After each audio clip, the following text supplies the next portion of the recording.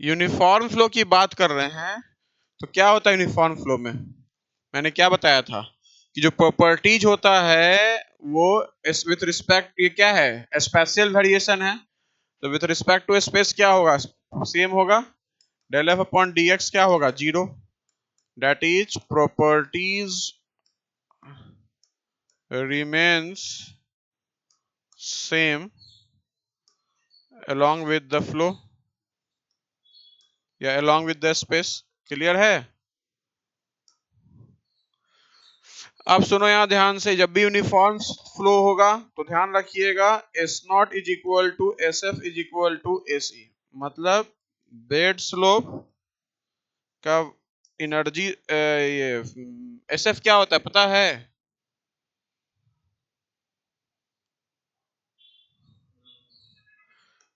Water surface, water surface slope, और ये energy slope. समझ में आया ना? और यहाँ जो फ्रिक्शन रेसिस्टेंस होता है वो ग्रेविटी के द्वारा दिया जाता है, मतलब ग्रेविटी रेसिस्ट करता है उसको। Frictional resistance is equal to gravity force. Clear है ना? ध्यान रखिएगा।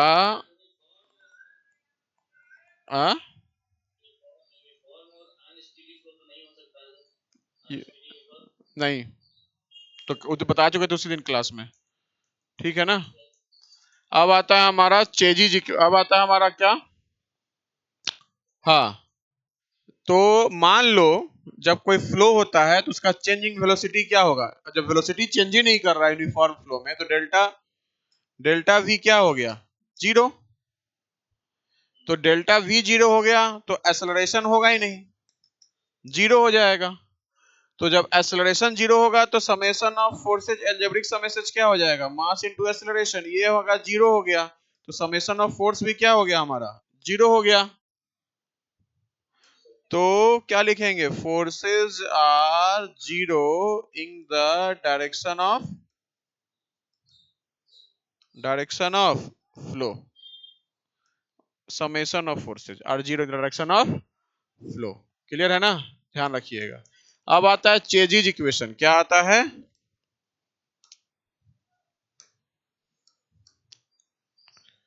चेजिज इक्वेशन। क्लियर है? अब देखिए चेजिज इक्वेशन में टाउ नॉट जो होता है वो गामा डब्ल्यू आर एस होता है। जो एस होता है हमारा यहाँ होना चाहिए एनर्जी स्लोप, लेकिन हम लोग लेते हैं bed slope S not S F, क्योंकि सब सेम होता है, ठीक है ना?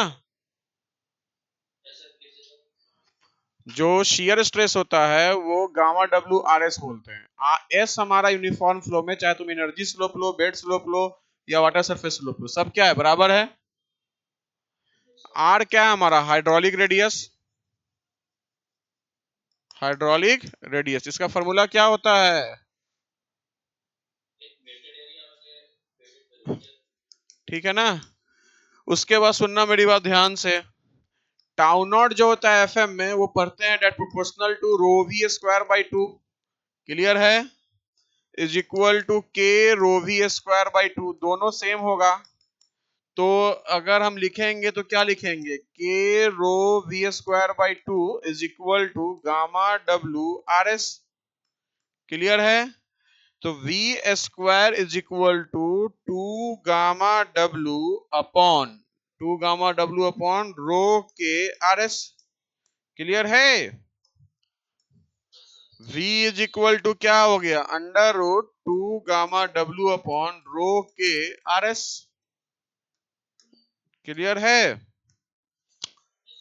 भैया? इसी को बोलते हैं हम लोग सी, चेजिज कांस्टेंट। तो ये आता है कि which of the following is the Chezy's formula and Chezy's constant. Clear है? समझ में आया? तो ये आपका पूछेगा। नेक्स्ट आता है हमारा मैनिंग्स फार्मूला। दो दो मिनट के लिए हम वो वीडियो ऑफ कर रहे हैं, थोड़ा ऑफ स्टूडियो में काम लगेगा। दीदी देखो ध्यान से यहाँ, अब आते हैं हम लोग क्या, मैनिंग्स फार्मूला पे। किस पे आते हैं? Manning's formula. तो मैनिंग्स फार्मूला क्या बोलता है? V is equal to 1/n 2/3 S 1/2। ठीक है ना? n को बोलते हैं हम लोग क्या, रफनेस कोफिशिएंट। क्या बोलते हैं?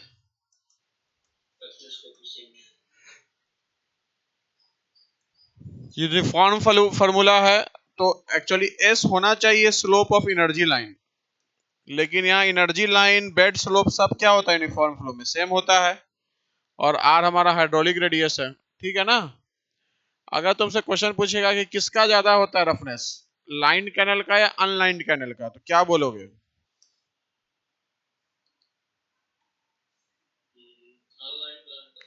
हाँ, किसका ज्यादा होता है?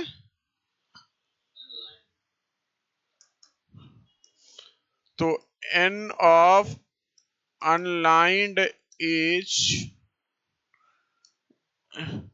Greater than n of lined canal. Clear है ना? अब फॉर्मूला आता है जो पूछ रखा है BPSC. n is equal to होता है D50 1/6/24। इसको, ठीक है ना? क्लियर है? D पार्टिकल साइज है। ठीक है ना? Which is 50% of them are finer than weight, बोलते हैं ना हम लोग। इसको कौन सा फॉर्मूला बोलते हैं? स्ट्रिकलर्स फॉर्मूला। ठीक है? फिर अगर डी, ओहो, n is equal to D10, 50 नहीं 10। क्लियर है?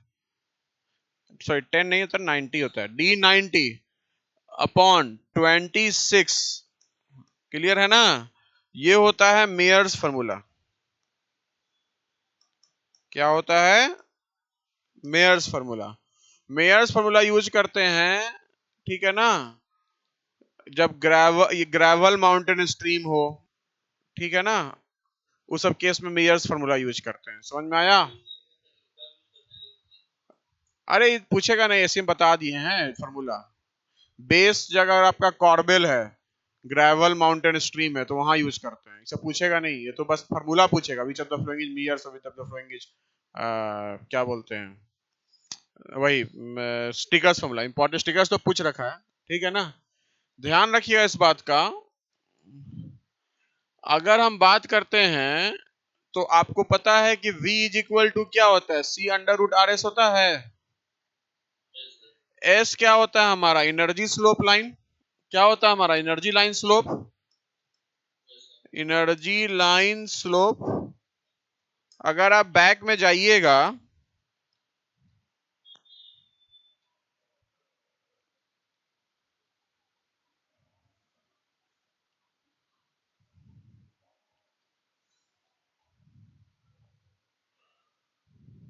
बैक में जाइएगा, तो बेसिकली ये लेंथ और ये लेंथ अप्रोक्सीमेटली सेम मानते हैं। ठीक है ना? तो अगर आपका ये HF है और ये थीटा है हमारा, तो sine theta tan theta approximately same होगा। तो उस केस में SF जो हो जाएगा हमारा स्लोप, साइन थीटा के टर्म्स में क्या लिखेंगे, S is equal to HF/L। HF/L। Darcy Weisbach equation पढ़े हैं?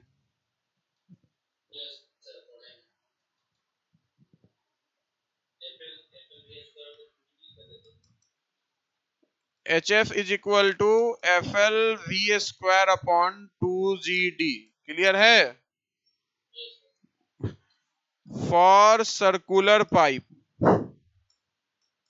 R जो होता है वो D/4 होता है। हाइड्रोलिक रेडियस, रेडियस नहीं, हाइड्रोलिक रेडियस। ठीक है? कैपिटल D लिख दो। क्लियर है? अब HF जो हो जाएगा हमारा FLV²/2GD। क्लियर है? ये होता है, बोलो, H F is equal to F L V square upon 2G। अगर मैं कैपिटल डी ले रहा हूं तो डी जी इंटू 4R लिख सकते हैं। तो F into L upon 4R into V square upon 2G। Clear है? चलो, V इज इक्वल टू ये V क्या हो जाएगा? H F by H F into 4R into 2G by F into L. Clear है? अंडर, मैं derivation कुछ जानबूझ के कर रहा हूं तुम्हें को रिलेट करने के लिए। 8G अपॉन एफ बाहर कर दिए, इंटू आर कर दिए और into H F upon L कर दिए जो एस के बराबर है। तो 8G upon F under root R S. Clear है? इसका मतलब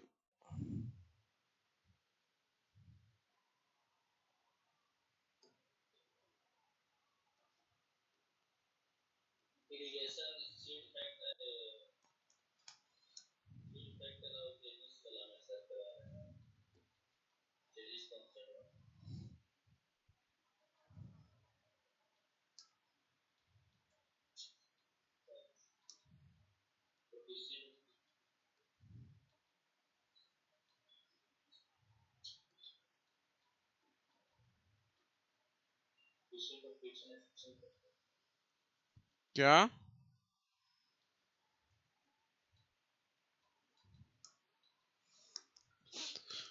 V is equal to C under root R S. C क्या है? Under root 8G by F है। Under root 8G by F under root R S.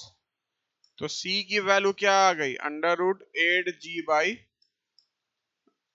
F. Clear है? एक ये result याद करना होगा आपको, ठीक है ना? हाँ, देखो, एफ होता है फ्रिक्शनल फैक्टर। क्या होता है? Frictional factor. और एफ डैश होता है coefficient of friction. Coefficient of friction. F होता है 4 एफ डैश के बराबर। तो H F is equal to F L V square upon 2G D होता है। तो एफ डैश के टर्म्स में करेंगे तो एफ डैश क्या है हमारा? कोफिशिएंट ऑफ फ्रिक्शन है। ठीक है ना? तो यही अंतर है फ्रिक्शनल फैक्टर और कोफिशिएंट ऑफ फ्रिक्शन के बीच में। ठीक है? समझ में आया? एफ और एफ डैश मोदियन सेट पे एफ एम पढ़ोगे तो वहां कोफिशिएंट ऑफ फ्रिक्शन लेके चलता है।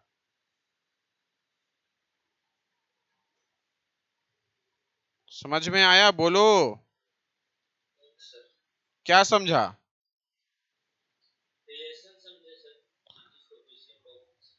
नहीं, जो कंफ्यूजन तुमको होता है वो वाला।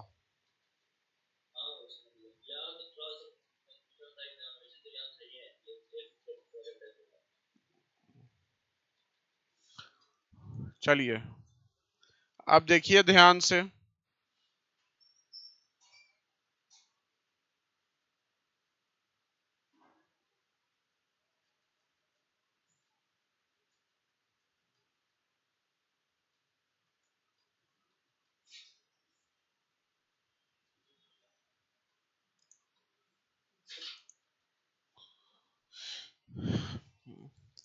एक होता है हमारा चेजिज कांस्टेंट सी, उसको लिखना है हमको मैनिस कोफिशिएंट के टर्म्स में। किसके टर्म्स में लिखना पूछा हुआ है बहुत जेईई एग्जाम में। तो वो होता है r to the power 1/6 upon n। ठीक है? यहां पुट कीजिएगा f के टर्म्स में। तो f is equal to n square upon r। F का वैल्यू क्या आया हमारा 8g/f आया ना। c is equal to √8g/f। तो c 8g/f। तो कैसे करेंगे? स्क्वायर कर देते दोनों साइड। तो C square is equal to 8g/f। हाँ नहीं, √8g/f is equal to R1/6/n। तो 8g/f is equal to 1 by square करेंगे तो 1/3 आ जाएगा अपॉन n स्क्वायर। क्लियर है ना? तो उस केस में f जो आया n square by r 1/3 into 8g। समझ में आया?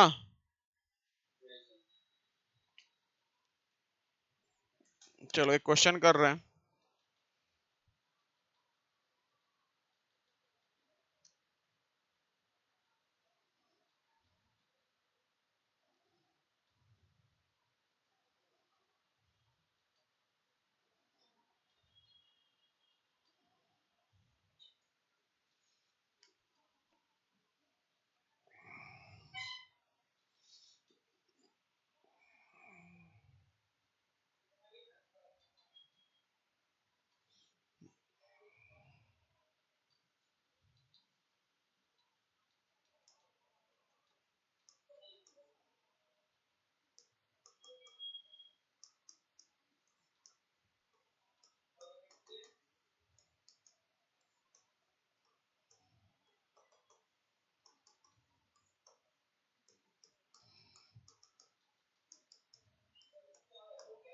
चलिए करिए इस क्वेश्चन को।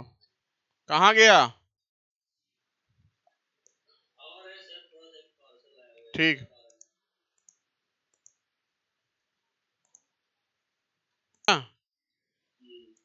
तो ऐसा ही क्वेश्चन तुमसे पूछेगा। क्लियर है? चलो कल अब स्टार्ट करेंगे इकोनॉमिकल चैनल सेक्शन। कल 8 बजे से क्लास रहेगा। बस एक्चुअली एक सैटरडे को और रहेगा टाइम। मीटिंग रहता है 2 सैटरडे को, एकेडमिक मीटिंग रहता है सुबह सुबह, क्योंकि कुछ लोग बाहर से जुड़े हुए हैं। ठीक है ना? समझ में आया?